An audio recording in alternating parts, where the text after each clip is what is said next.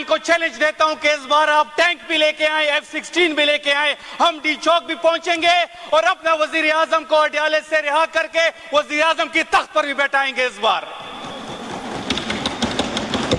अब वो गुड्डी गुड्डी खेल खत्म हुआ जनाब स्पीकर।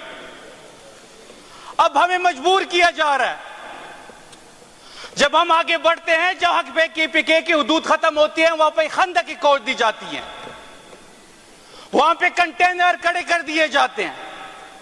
और उस दिन से डरें कि जब हम अपने एरिया में खंदक की कोड एक कंटेनर खड़ी करें और हम आपको कहें कि आप इधर नहीं आना, उस दिन से डरें।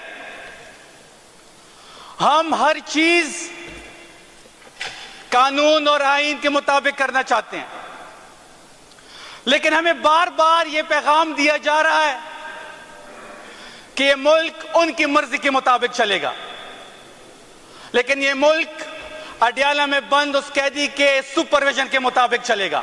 ताजा मिसाल, अभी हाई कोर्ट ने बुशरा बीबी को जमानत मंजूर कर ली है, लेकिन इस मुल्क में जो चलाने वाले हैं इस मुल्क को शायद उनकी मर्जी नहीं है। इस वक्त जब हाई कोर्ट से यह फैसला आया कि बुशरा बीबी को जमानत उनकी मंजूर हो गई है, तो हमारे वकला इस वक्त कोर्ट में मौजूद हैं। और जब उस फैसले के बाद हमारे वकला FIA के जजेस के पास गए तो FIA के दोनों जजेस गायब हो गए और हमें यह बताया गया कि एक जज जिसकी तबीयत खराब हो गई वो घर चले गए और दूसरा जज किसी फातिहा पे चले गए हैं। उसके बाद पार्टी वकला जो ड्यूटी पे मौजूद जज थे उनके पास गए और उनसे साइन करने का कहा तो वो भी गायब हो गए। जब तीनों जज गायब हुए तो पार्टी वकला चौथे वेस्ट जज के पास गए। जो वेस्ट सेशनल जज होता है उनके पास ही ड्यूटी होती है। उन्होंने मचलकों पे रिहाई पे साइन करने से इनकार कर दिया। अब ये हमें क्या पैगाम दिया जा रहा है? पैगाम ये दिया जा रहा है कि इस मुल्क में ना अदालतें आजाद हैं, इस मुल्क में ना ये मुल्क कानून और आईन के मुताबिक चलेगा। ये मुल्क अगर चलेगा तो उन रियासती इदारों के मशरान की मर्जी से चलेगा जिसकी जंग हम लड़ रहे हैं, सिविल सुप्रीमेसी के। इंशाल्लाह हमारे जज सुबह दोबारा पेश होंगे। हम कानून और आईन के मुताबिक चलना चाहते हैं। हमें ना मजबूर किया जाए कि हम वो रास्ता अपना ले कि जो रास्ता जंग की तरफ जाता हो। ये जंग हमारे ऊपर मुसल्लत करने की कोशिश की जा रही है। अगर ये जंग हमारे ऊपर मुसल्लत करेंगे तो हम जंग लड़ेंगे। इस बार हम लड़ेंगे। इस बार ये जंग 800 कंटेनर इन्होंने लगाए थे, रेंजर्स को इन्होंने तलब किया था, बाकी इदारों की फोर्सेस मौजूद थी।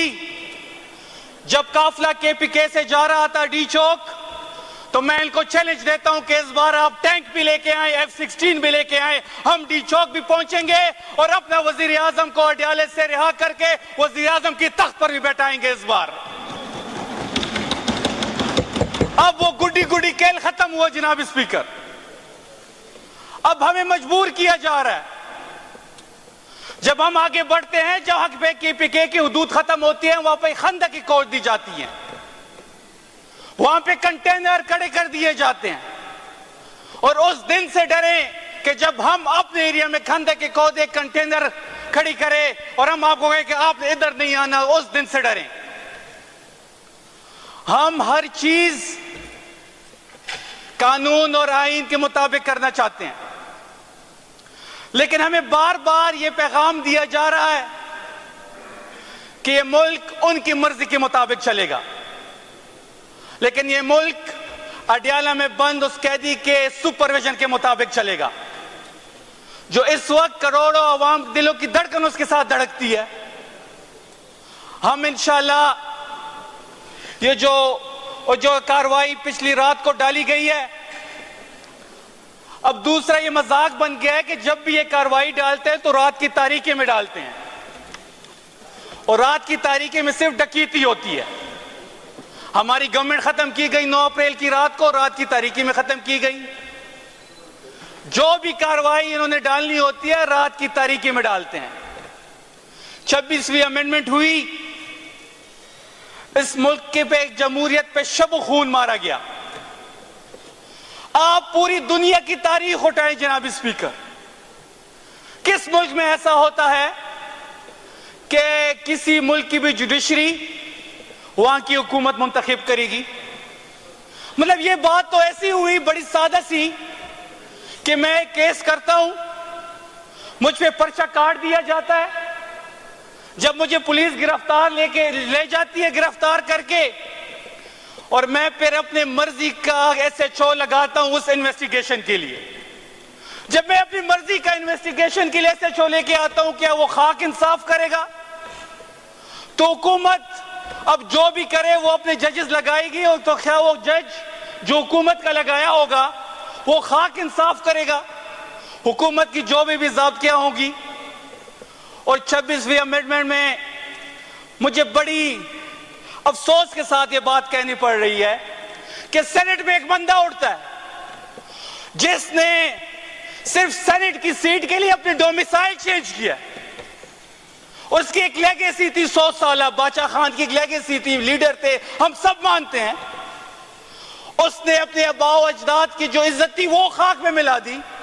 सिर्फ एक सेनेट की सीट के लिए उसने KPK का डोमिसाइल चेंज करके बलूचिस्तान का डोमिसाइल बनाया। और उसके ऊपर कुछ दिन पहले तक वो एंटी एस्टेब्लिशमेंट का बयानिया जो था वो बना रहा था, फौज के खिलाफ बात कर रहा था। हम ये नहीं कहते कि फौज के खिलाफ बात करें, अपने इदारों के साथ खड़े हों, अच्छी बात है। लेकिन अचानक ऐसा क्या हुआ कि रातों रात उसने अपनी कीमत लगाई, और फिर वो शख्स उठ के बानी PTI का नाम लेता है। उसके मुंह से भी बानी PTI का नाम लेना अच्छा नहीं लगता। ये वो बंदा है जिसको इमरान खान ने अपने घर में घुस के मारा है, अपने घर में उसको इलेक्शन की में हराया है। और मैं अभी भी कहता हूं कि आए मुकाबला करें मैदान में। वो पश्तो में कहते हैं राशा मैदानी से पता दे लगी। और आपके मुकाबले में हम तहरीक इंसाफ का एक अदना वर्कर खड़ा करेंगे। आपकी औकात काउंसलर बनने की है नहीं। आपने डोमिसाइल चेंज करके बलूचिस्तान से सेनेटर बने, जिसने बनाया सबको पता। फिर आपने एक बयानिया बनाया एंटी एस्टेब्लिशमेंट वाला, रातों रात अपनी कीमत लगाई, और हमें पता है कि आपने कितने पैसे लेके 26वीं अमेंडमेंट में अपने आप को कितने में बेचा। हम सब पता है, ये सबको पता है। निसार साहब में हमारी कुलीग है, रोज उठते हैं, वो हुकूमत पे तनकीद करते हैं। वो खुद कहते हैं कि हम एंटी एस्टेब्लिशमेंट, उनका बयानिया एंटी एस्टेब्लिशमेंट का था। एंटी एस्टेब्लिशमेंट के बयानिए की वजह से वो यहाँ पे आए। उनकी पार्टी जो है वो एस्टेब्लिशमेंट की गोद में बैठ गई। ये वही लोग हैं जिन्होंने 80,000 पख्तूनों को बेचा। 80,000 हमारी शहादतें इन लोगों की वजह से हुई। इनके वालिद असफंदियार वली साहब खड़े होते थे और वो ये कहते थे कि वो नेशनल एक्शन प्लान को भी सपोर्ट करता हूं, और जो मिलिट्री ऑपरेशन पख्तूनों पे हो रहा है मैं उसको भी सपोर्ट करता हूं। इनकी वजह से हमने 80,000 शहादतें दी। पख्तूनों का खून इन्होंने बेचा, अपने बिजनेस एम्पायर खड़े किए पख्तूनों की खून पे। आज ये पख्तूनों के लीडर बने हुए हैं। मैं इस फ्लोर से उनको वार्न कर रहा हूं कि आपको कौम जिस नाम से याद करती है हम वो नाम नहीं लेंगे। हमारी तरबियत ऐसी नहीं हुई। हम आपको वार्न कर रहे हैं कि अपने मुंह को संभालें। आप अगर आप आइंदा इमरान खान के खिलाफ या इस सूबे की चीफ एग्जीक्यूटिव के खिलाफ बात की, फिर हम फ्लोर पे वो बातें करेंगे जिसको आप सुन नहीं पाएंगे। जनाब स्पीकर, आखिर में मैं अपनी पार्टी के मुतालिक बात करना चाहूंगा कि हम इस वक्त डिफाइनिंग मोमेंट पे खड़े हैं।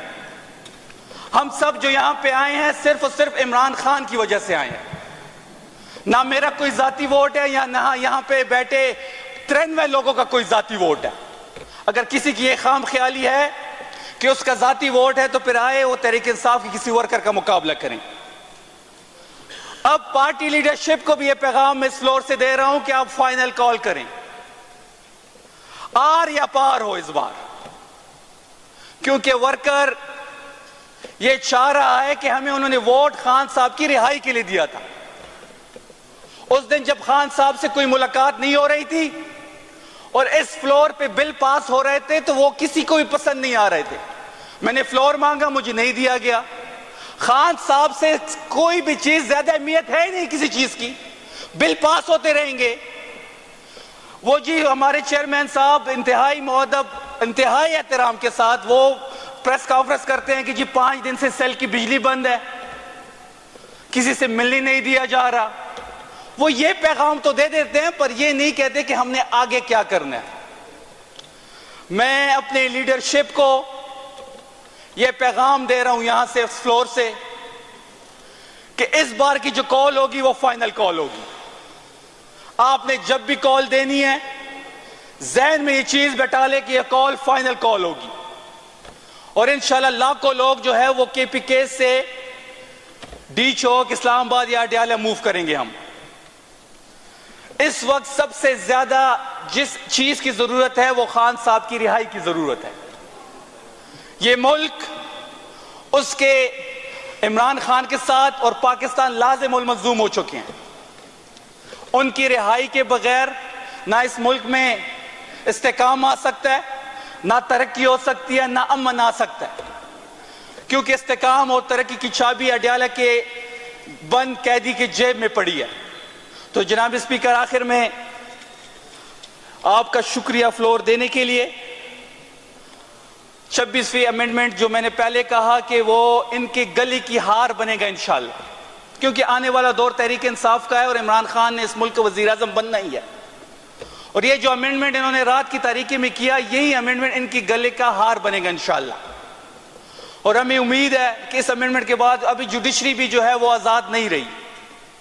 हमें उम्मीद है कि आने वाला जो दौर है वो तहरीक इंसाफ का होगा और जिन्होंने रात की तारीकी में आइन पे, जमहूरियत पे शब खून मारा, उनका एहतसाब हम करके रहेंगे।